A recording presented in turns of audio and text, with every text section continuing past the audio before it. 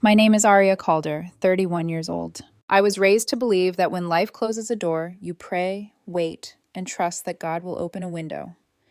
When I was 19, I found out some windows stay shut forever. A botched surgery when I was a teenager left me with ovarian failure.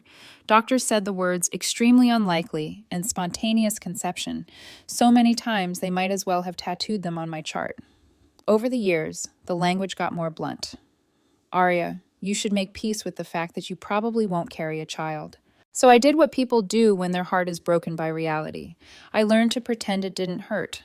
I threw myself into work, into friendships, into other people's baby showers, always smiling, always saying, I'm so happy for you, while something inside me quietly bled. Then 3 years ago, I met Ben. Ben Murray, 29, walked into my life with that crooked smile and the kind of easy charm that makes you believe, just for a second, that maybe the universe isn't out to get you. He was the first man I told about my infertility on purpose, not by accident or through medical paperwork. We had been dating for 2 months when I sat across from him in a dim little Italian restaurant, palms sweating, voice shaking, as I said, I probably can't have kids. He didn't flinch.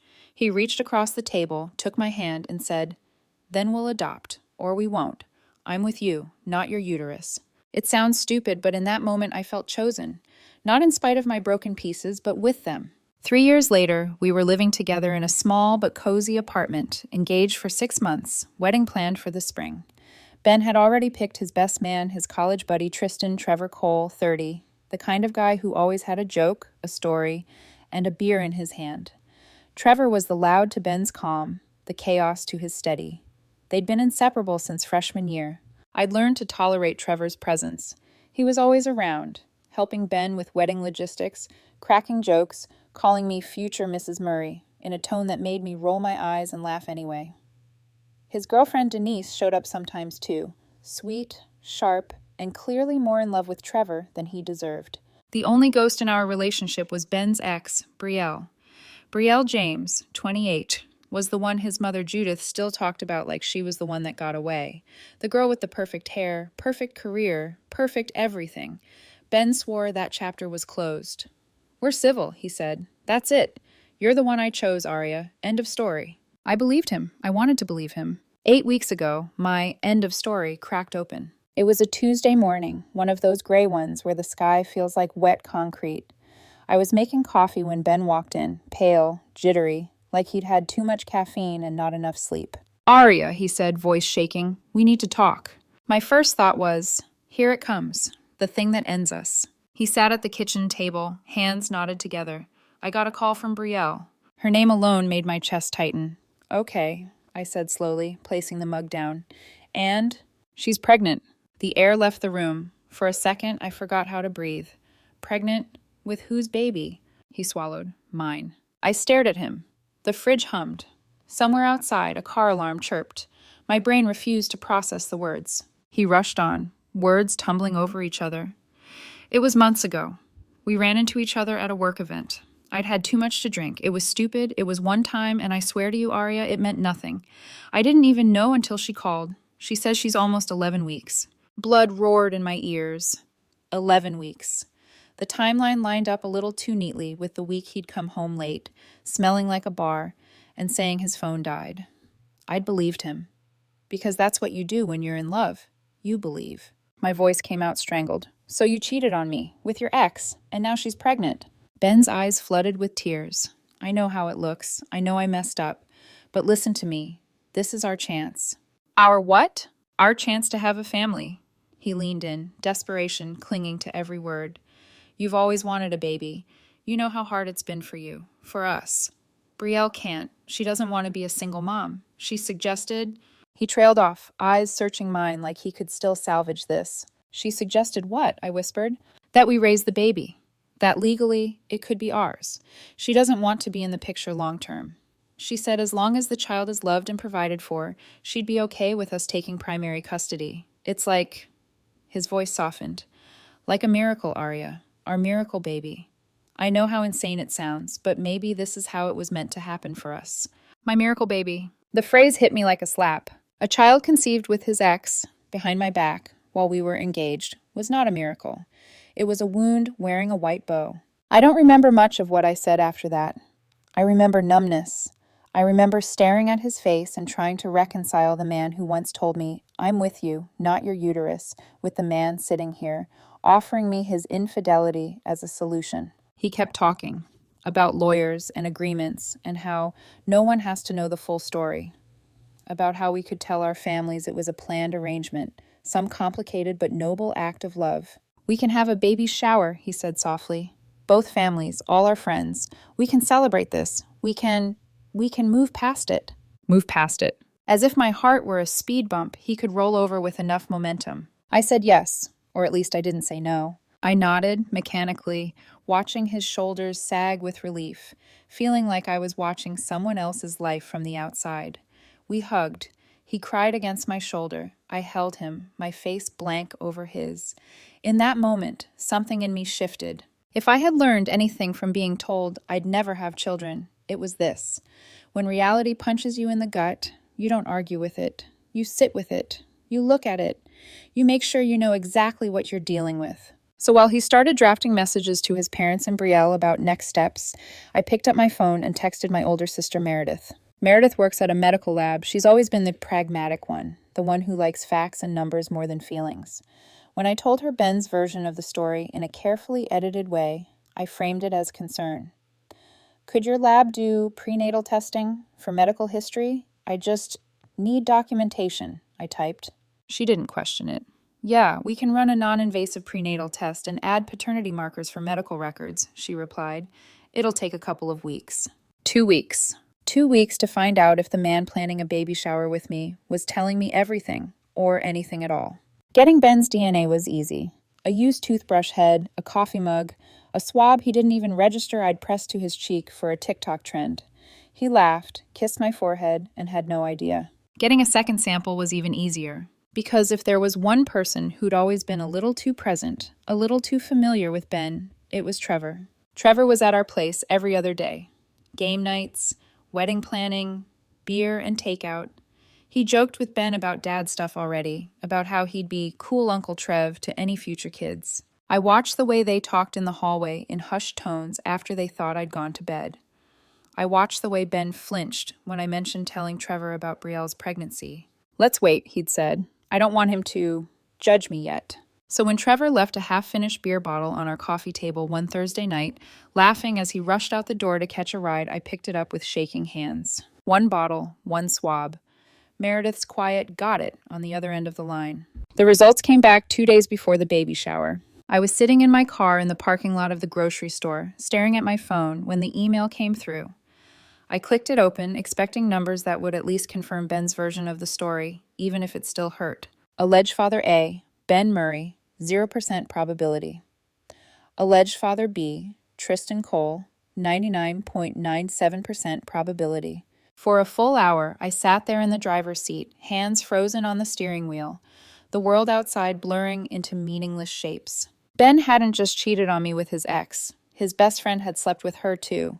And the baby they wanted to present to me as a miracle wasn't even his. By the time I started the car, my decision was made.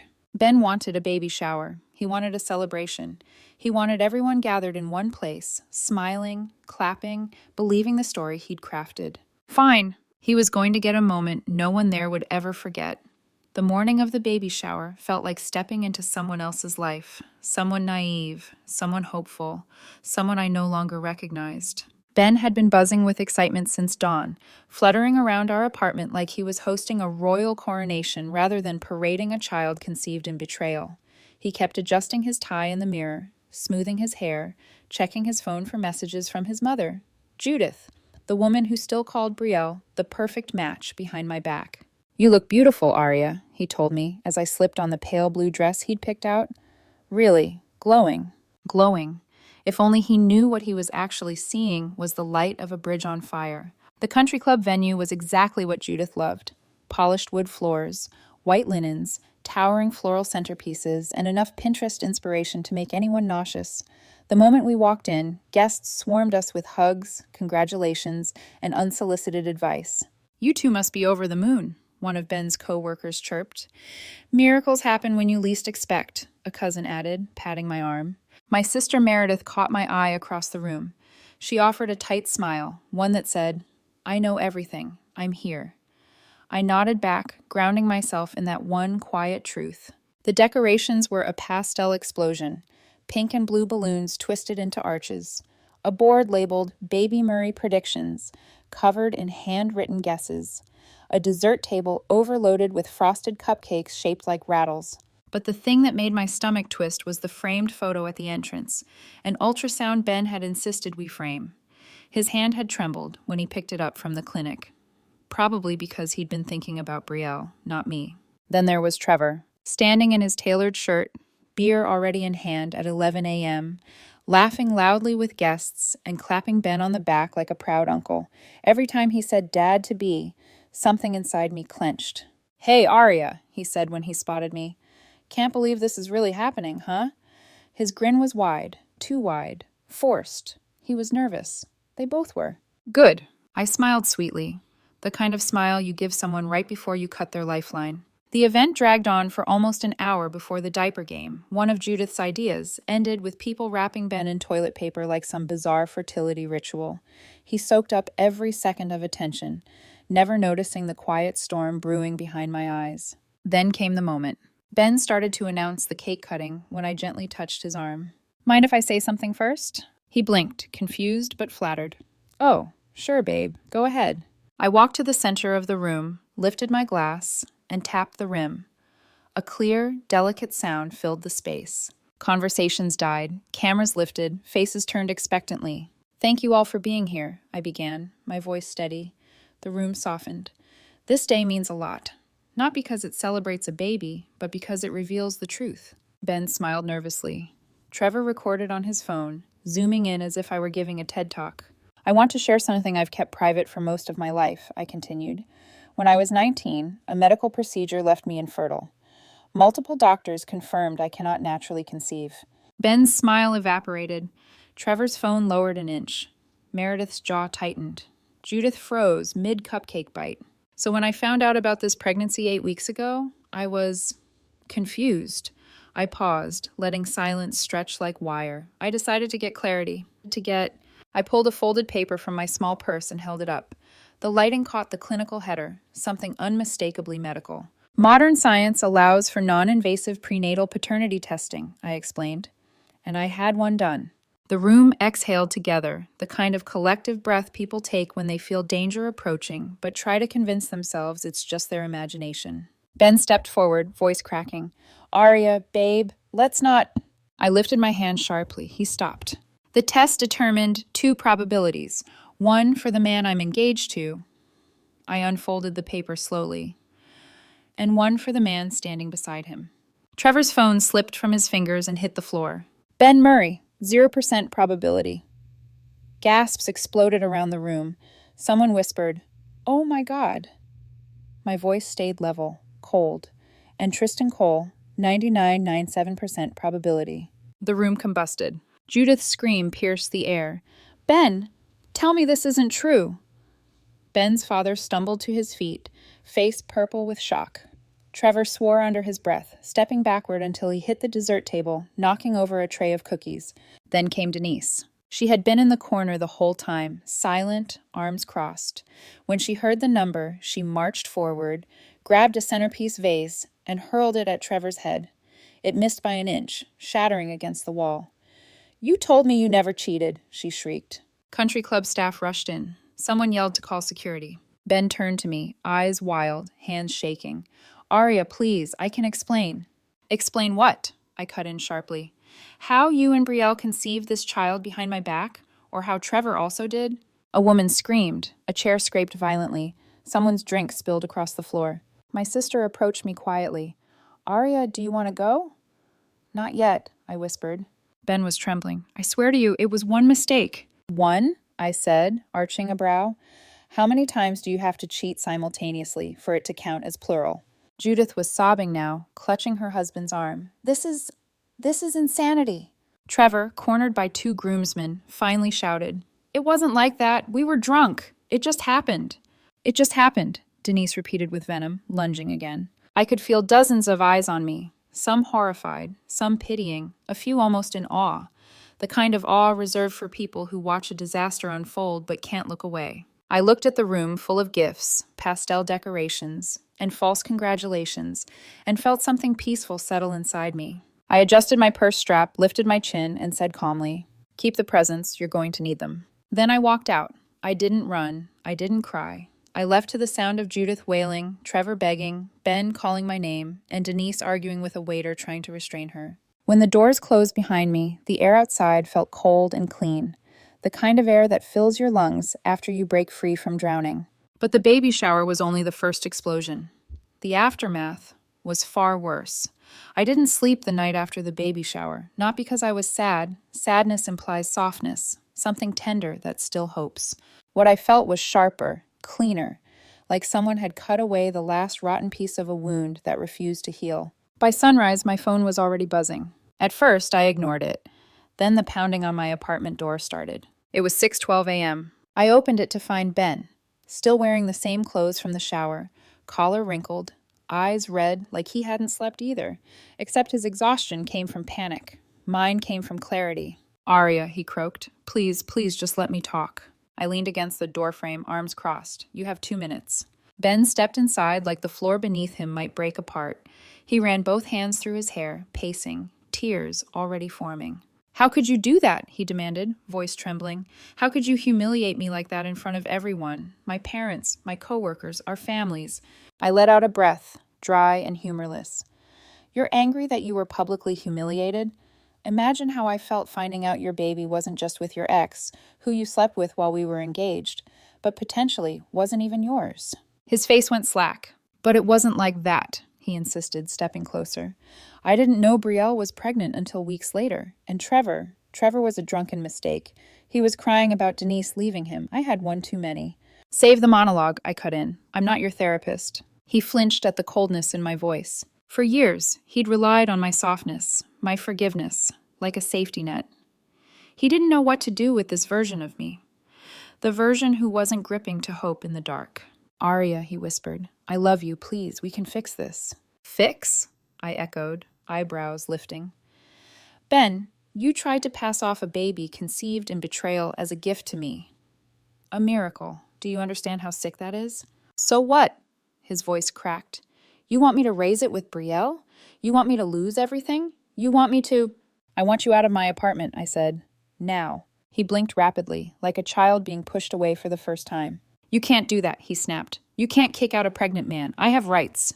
"You're not pregnant," I said flatly, "and your name isn't on my lease. Leave, now, or I'm calling the police." The fury evaporated from his face, leaving only panic. "Aria, please, I can't lose you and the baby." "You never had either." He stood there for a moment, shoulders collapsing, and for the first time since the baby shower, he looked truly small. He left without another word. At 9:30 a.m., my phone rang again. My HR department. "Aria, we received a complaint." I closed my eyes, of course. Ben had filed a report claiming I was harassing a pregnant individual and creating a hostile emotional environment, jeopardizing the safety of his unborn child. The irony would have been funny if it wasn't pathetic. But my boss, Ryan, had attended the baby shower. He'd seen everything. He cut HR off before they could finish their script. "This is a personal matter," he said, voice firm, "and Aria is the wronged party." The complaint was dismissed immediately. Still, I sat there in my office chair afterward, hand shaking slightly around my mug. Not from fear, but from the sheer absurdity of watching a man who destroyed our relationship try to weaponize the world against me. And it wasn't over. Not even close. Hey. By lunchtime, texts started coming from unknown numbers. "You're heartless. You abandoned an innocent child. Real women raise kids, even if they're not theirs. You're a monster." I stared at the screen in disbelief. Then I found the source. Ben had posted a TikTok. A dramatic, tear-filled, shaky-voiced rant about how his cruel ex-fiancée publicly exposed him and left him to raise a baby alone. He conveniently left out the parts involving cheating, lies, and best friends. The video had 200K views in 12 hours. Luckily, someone who had been at the shower commented with the actual story. The truth spread fast, but the damage had already begun. My DMs flooded with strangers calling me a villain in a movie they didn't understand. And then my elderly neighbor knocked on my door. "Sweetie," she whispered, "are you the terrible woman from the internet?" I almost laughed. Almost. But the real chaos didn't arrive until Tuesday. I was at home when Trevor texted. Trevor, bro, we need to talk. Bro! I stared at the screen, incredulous. I ignored him. He kept going. Trevor, this isn't how brothers handle things. Trevor, it meant nothing. Trevor, you know Brielle came on to me. Trevor, I was drunk. Trevor, don't throw away our friendship over some chick. Then the kicker.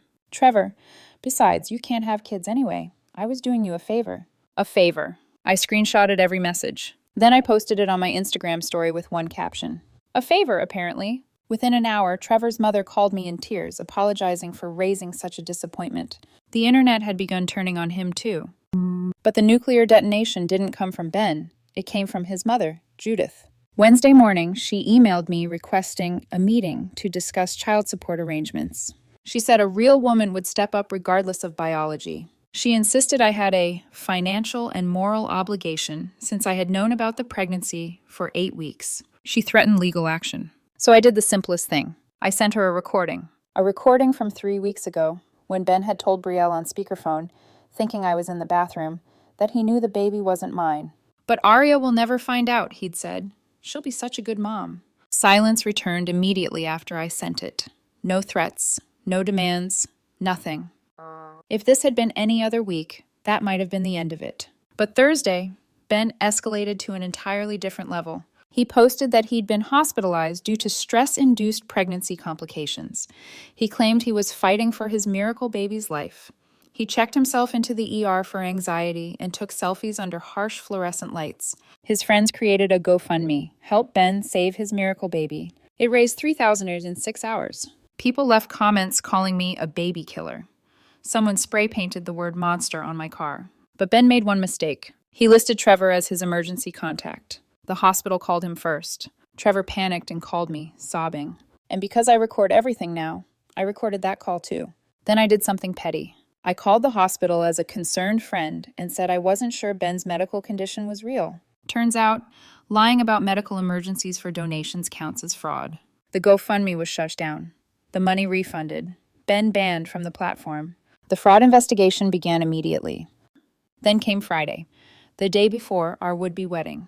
Judith arranged an intervention in my parents' living room. When my mom called whispering, "They're all here, Ben, Trevor, both families, asking if you want to work things out," I grabbed my folder. Evidence, screenshots, recordings, everything. I walked into that room like a woman walking into battle, because that's exactly what it was. And no one there expected what I was about to do.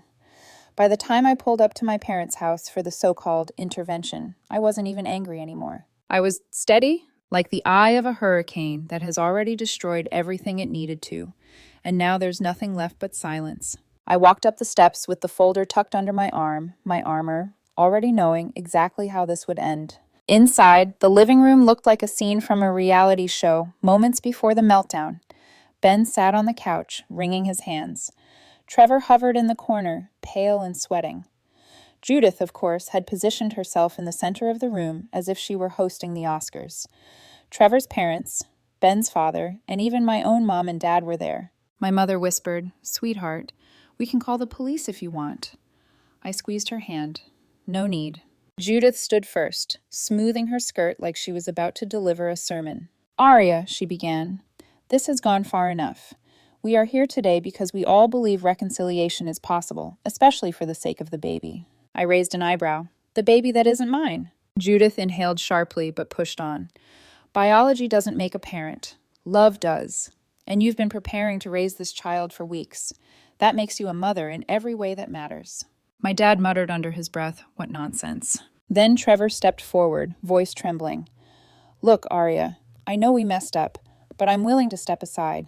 You and Ben can raise the baby. I won't interfere." I stared at him, expression blank. "You're not a donor, Trevor. You're the father." He swallowed. "I know, but you'd be a better mom than Brielle anyway." That was it. That was the moment I realized these two men lived in a delusion so deep they could no longer tell the difference between guilt and entitlement. Before I could respond, Ben climbed to his feet, eyes glassy. "Aria, I love you. You're the one I want. The baby was... it just happened. But we can make it work. Lots of couples use donors. This is no different." "No different?" I repeated slowly. A donor gives genetic material. A donor doesn't cheat on his fiancée with his ex and his best friend. Ben flinched. Trevor looked like he wanted to melt into the hardwood floor. I unzipped my folder. Before we go further, I said calmly, there are things you should all hear. I clicked play on my phone. Ben's voice filled the room. She'll never find out. And she'll be such a good mom. Better than Trevor. Trevor's mom gasped. Ben's dad whispered, Jesus Christ. I let the recording finish, then flipped through the printed screenshots. These, I said, holding them up, are Trevor's texts explaining he did me a favor by sleeping with Brielle. These are the messages Ben sent HR to get me fired. These are the threats. These are the lies. Judith stepped forward, trembling with anger. Not at them, but at me. You set them up.